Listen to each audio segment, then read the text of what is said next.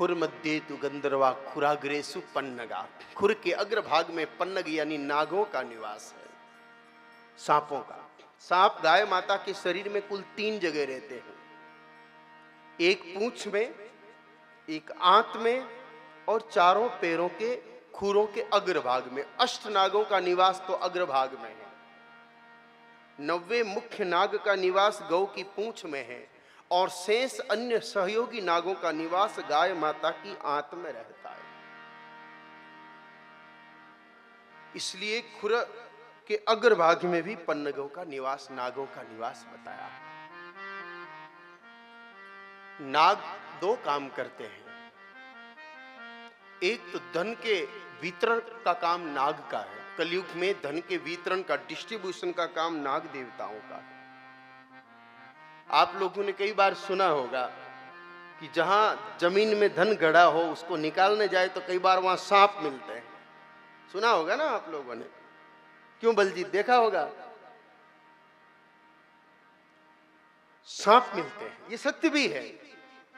नागों उस धन को किसे देना है किसे नहीं देना है ये डिसाइड सांप नाग करते हैं। विशेष रूप से 9 नागों को इसके लिए नियुक्त किया हुआ है।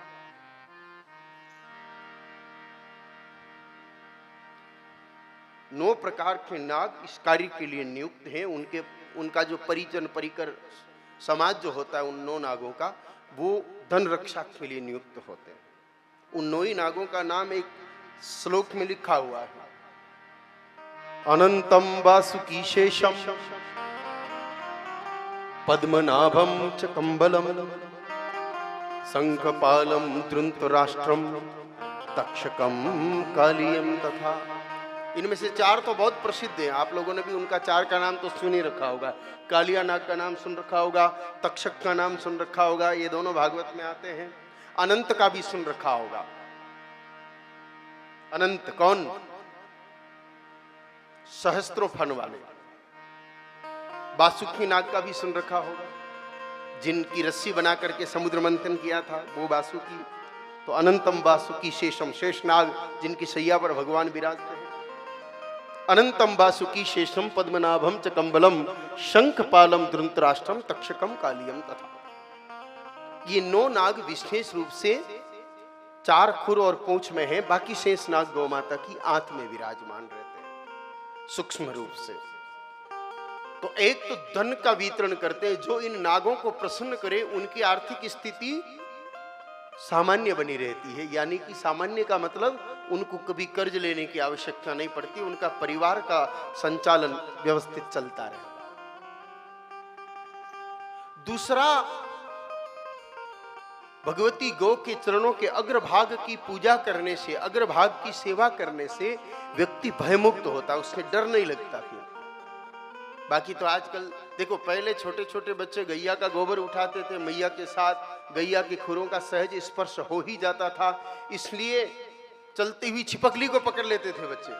अरे सांप को पकड़ लेते थे छोटे छोटे बच्चे। आजकल तो एक कॉन्क्रेस दिखे तो टेबल कुर्सी आउच ऊच पता नहीं कितनी, मतलब ऐसा लगता है जैसे कोई वो कौन सा गेम होता है जिसमें खूब उछलते हैं, ओलंपिक में होते हैं ना जिम्नास्टिक, वैसा हाल हो जाता है उनका। अगर क्लासरूम में छिपकली आ जाए तो टोटल स्टूडेंट टेबल पर और स्टूल पर मिलते हैं। कितने भयभीत हैं आजकल के बच्चे, कितने डरपोक हैं। और जबकि हम जब 3री कक्षा में पढ़ने गए तो एक कविता थी, हम भारत के भरत खेलते शेरों की संतान से। शेरों की संतान तो ठीक है, छिपकली की संतान भी बाथरूम में दिख जाए तो स्नान कैंसिल कर देते हैं। भय मुक्त होना हो तो भगवती गौ के खुरों के अग्रभाग को स्पर्श करके और मां से प्रार्थना करनी चाहिए, नाग देवताओं से प्रार्थना करनी चाहिए कि हम पर कृपा करो, हम पर कृपा